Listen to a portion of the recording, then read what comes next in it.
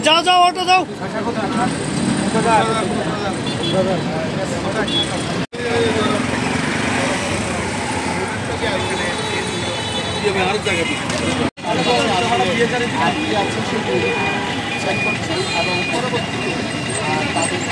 বর্তমান দেশের যে চলমান পরিস্থিতি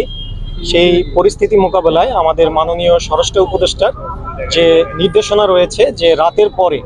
সন্ধ্যার পর থেকে ভোর রাত পর্যন্ত স্পেশালি রাতের সময়টাকে গুরুত্ব দিয়ে আমাদের যে টহল জোরদার এবং বিভিন্ন পয়েন্টগুলোতে যে চেকপোস্ট স্থাপনের একটা নির্দেশনা দেওয়া হয়েছে, যার প্রেক্ষিতে আমাদের র্যাব সদর দপ্তর থেকে আমাদেরকে কঠোরভাবে নির্দেশনা দেওয়া হয়েছে যে এই রাতের বেলা টহল কার্যক্রমটাকে পরিচালনা করা এবং শহরের বিভিন্ন গুরুত্বপূর্ণ পয়েন্টগুলোকে চেকপোস্ট স্থাপন করা, যাতে এই যে ছিনতাইকারী যেটা দেশের চলমান পরিস্থিতি তৈরি হয়েছে সেই ছিনতাইকারীটাকে যাতে প্রতিরোধ করা যায়। যার প্রেক্ষিতে আপনারা জানেন যে আমরা অলরেডি কয়েকদিন আগে থেকেই কক্সবাজার শহরের সন্ধ্যা থেকে সকাল ভোর পর্যন্ত আমরা বিভিন্ন পয়েন্টে আমাদের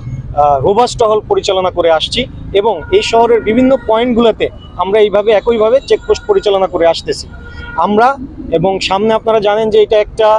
ট্যুরিস্ট এলাকা এবং সামনে ঈদ এবং ঈদের সময় এই ছিনতাইয়ের প্রবণতা আরও বেড়ে যায়। সো এইটাকে কেন্দ্র করে আমাদের এই চলমান চেকপোস্ট এবং যে টহল এটা জোরদার থাকবে এবং আমাদের র্যাব 15 পক্ষ থেকে এই ছিনতাইকে কোনো ধরনের ছাড় দেওয়া হবে না। এই ছিনতাইকে প্রতিরোধ করার জন্য কক্সবাজার স্পেশালি টুরিস্ট শহরটাকে ছিনতাই থেকে প্রতিরোধ করার জন্য আমাদের র্যাব 15 এই টহল এবং কার্যক্রম অব্যাহত থাকবে। ধন্যবাদ সবাইকে।